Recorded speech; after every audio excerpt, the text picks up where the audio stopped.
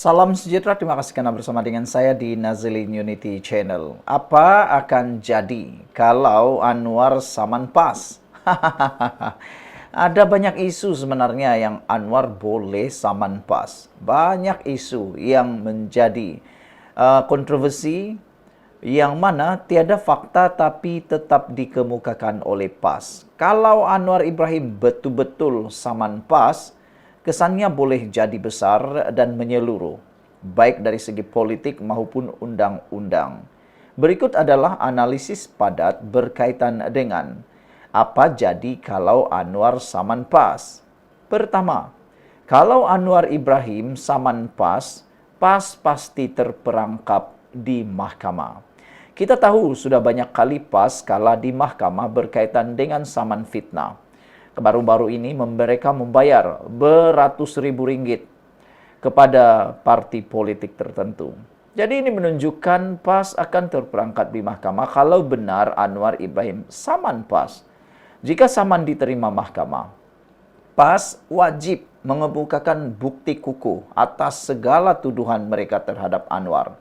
Termasuklah kenaikan harga barang macam-macam lah yang mereka tuduh kepada Anwar Ibrahim. Kalau PAS gagal buktikan, maka PAS boleh kalah kes dan diperintah mohon maaf secara terbuka, bayar ganti besar, ganti rugi besar kepada Anwar Ibrahim, dan pastinya reputasi mereka sebagai parti Islam akan terjejas teruk. Sebelum itu, tinggalkan komen Anda, kami sayang Malaysia dengan tanda pagar, dan ini ialah terapi imun transfer factor for life. Bagi Anda yang mempunyai masalah kesihatan yang kronik, yang biasa-biasa, yang demam atau apa saja jenis penyakit, ini ialah terapi imun transfer factor for life. Ini meningkatkan imun badan. Transfer factor ini, terapi imun ini membantu meningkatkan imun badan kita sehingga 400%.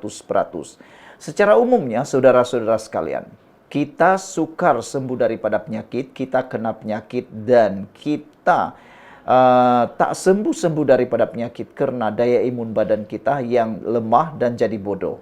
Apabila imun badan kita menjadi lemah dan bodoh, kita susah sembuh dan kita kena penyakit. Sebut sajalah apa jenis penyakit yang Anda tahu.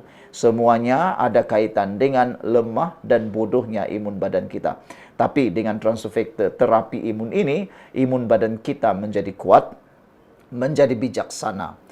Produk ini diluluskan oleh KKM, diiktiraf oleh doktor-doktor di seluruh dunia, bahkan diperakui oleh doktor di Malaysia, dan paling penting sekali, transfer factor ini adalah halal.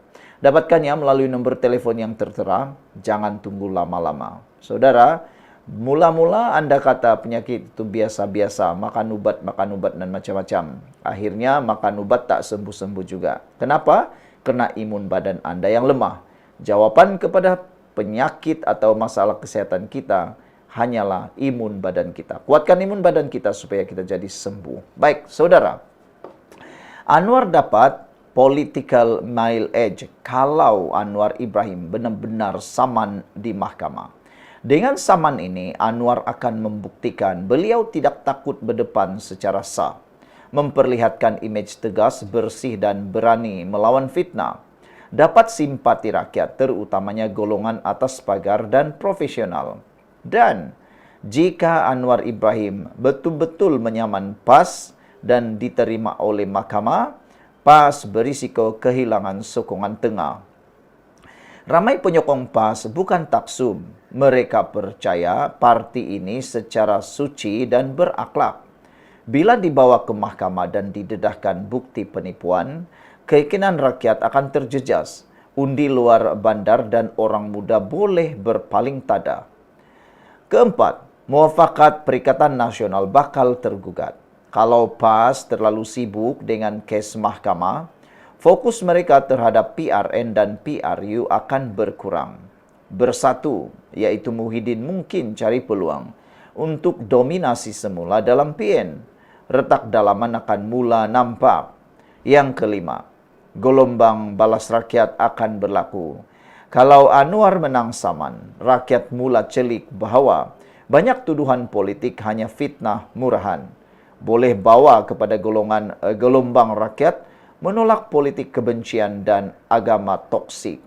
Jadi, saudara, kalau betul Anwar Ibrahim menyaman PAS, ini bukan sekadar kes mahkamah. Ini adalah pertempuran antara kebenaran dan fitnah, antara politik matang dan politik murahan, dan rakyat akan jadi hakim sebenar. Sekian dulu untuk kali ini. Jangan lupa tinggalkan komen Anda dengan tanda pagar "Kami benci politik dendam". Tulis dalam ruangan komen dengan tanda pagar "Kami benci politik dendam". Kita jumpa lagi. Bye-bye. Salam sejahtera. Terima kasih karena bersama dengan saya di Nazilin Unity Channel. Akhirnya Rafizi balas dengan tanda petik dendam terhadap apa yang dibuat terhadap beliau. Apabila Rafizi bersuara, pasti ada fakta. Apabila Rafizi bersuara, pasti akan membuat orang terkedu dan tak mampu menjawab apa-apa. Rafizi akhirnya bersuara. Kata Rafizi, nasihat saya kepada Puan, lebih baik fikir amalan dosa sendiri. Wow, Rafizi sekolahkan pula Speaker Dewan Rakyat, Dewan Undangan Negeri Johor, yaitu Puan Zarkasi. Kata Rafizi, nasihat saya kepada Puan, lebih baik fikir amalan dosa sendiri. Wow, apa dosa yang dikatakan ini dan apa pula amalan atau nasihat itu? Haha. Ahli Parlimen Pandan, Datuk Seri Rafizi Ramli menasihatkan Ahli Majlis Kerja Tertinggi UMNO, Datuk Dr. Muhammad Puan Zarkasi, supaya tidak bimbang tentang pengakhiran politiknya selepas peletakan jawatan Menteri Ekonomi ekoran kekalahan dalam pemilihan Parti Keadilan baru-baru ini. Bekas timbalan Presiden PKR itu juga mengingatkan Speaker Dewan Undangan Negeri Johor agar lebih baik merenung amalan dosa dan pahala sendiri. Sebelum kita teruskan ulasan kali ini, jangan lupa tinggalkan komen Anda dalam ruangan pagar "Jangan bergaduh". Wah, dengan tanda pagar "Jangan bergaduh", tapi sebelum itu saya perkenalkan kepada Anda semua, ini ialah Transovector for Life, terapi imun yang meningkatkan daya imun badan kita sehingga 400%.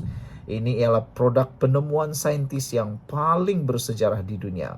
Penemuan ini sangat bersejarah kerana meningkatkan daya imun badan. Produk ini meningkatkan daya imun badan kita sehingga 400%.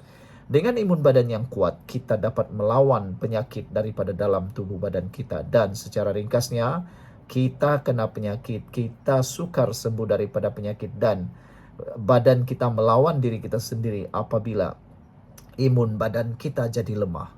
Tapi dengan adanya Transovector for Life ini, terapi imun ini, dia akan mendidik, mengajar dan menguatkan imun badan kita supaya imun badan kita jadi luar biasa kuat dan melawan penyakit dari tubuh badan kita, lalu kita boleh jadi sembuh.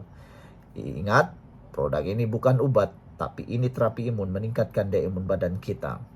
Produk ini telah lulus KKM, diperakui halal dan juga diperakui dan diiktiraf oleh dokter-dokter di seluruh dunia, termasuk di Malaysia. Dapatkan segera produk ini melalui nombor telefon yang tertera.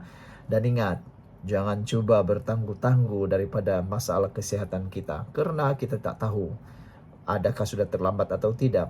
Tindakan kita yang dibuat sekarang akan menentukan apa yang akan berlaku seterusnya. Jadi, hubungi nombor telefon yang tertera, dapatkan nasihat, bimbingan daripada kami. Baiklah, saudara, kata Rafizi Ramli, bekas Presiden PKR itu, beliau mengingatkan Speaker Dewan Undangan Negeri Johor agar lebih merenung amalan dosa dan pahala sendiri.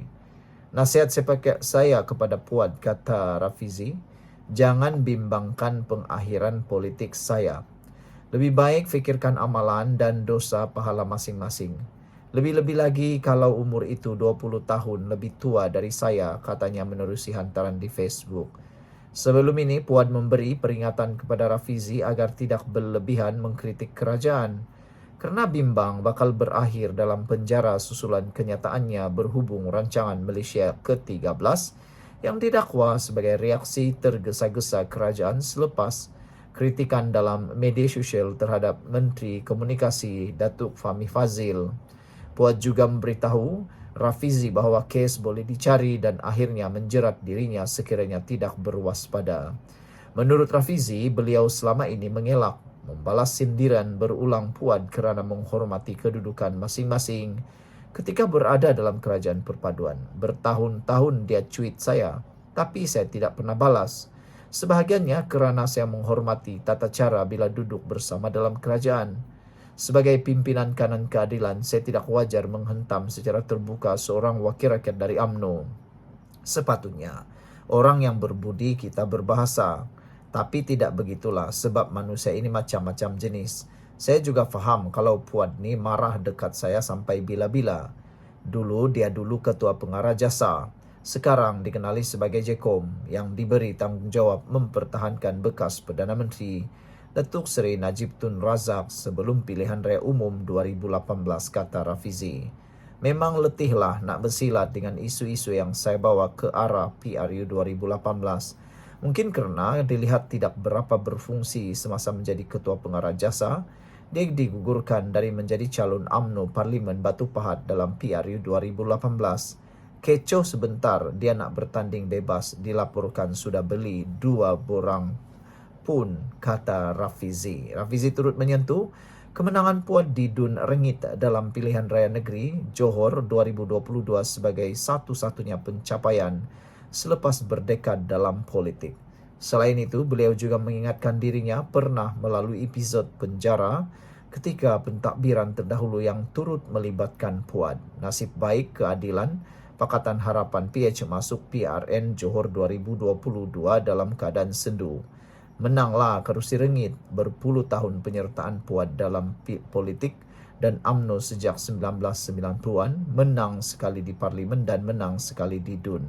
Jadi bila Puan bagi nasihat, konon takut saya masuk penjara, saya buat dengar tak dengarlah. Saya anggap ini nasihat mencuri perhatian supaya media memetik namanya sebagai menjadi berita. Kalau nak harap usaha politiknya yang lain, mungkin susah nak masuk berita, kata Rafizi. Kalau saya takutkan ada kes, saya tidak meletakkan jawatan. Saya akur kepada apa saja yang dikehendaki. Suruh saya diam, saya diam. Suruh saya melompat, kata beliau.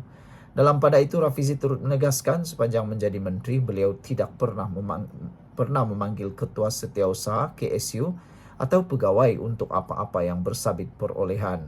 Rafizi juga mengimbau peranan Puan sebagai ketua pengarah jasa ketika beliau diheret ke mahkamah dan dijatuhkan hukuman penjara suatu ketika lalu. Bidang yang memang kuasa saya, contohnya meluluskan perolehan hartanah Bumi Putra melebihi nilai 20 juta ringgit, itu pun saya buat satu jawatan kuasa agar ia diputuskan oleh jawatan kuasa tersebut, bukannya saya, ujar Rafizi. InsyaAllah saya tidak pernah diugut, dipanggil atau dilaporkan ada kes. Pasal ke penjara saya pun pernah melalui zaman itu. Masa Puan jadi ketua pengarah jasa, kerajaan itulah dan pimpinan parti dialah yang mengheret saya ke mahkamah sehingga 14 kes termasuk dijatuhkan hukuman penjara 3 tahun. Masa itu, saya reda semuanya dan saya serahkan kepada ketentuan Allah, kata Rafizi. Sekian dulu untuk kali ini. Jangan lupa tinggalkan komen anda, tekan butang subscribe. Kita jumpa lagi. Bye-bye.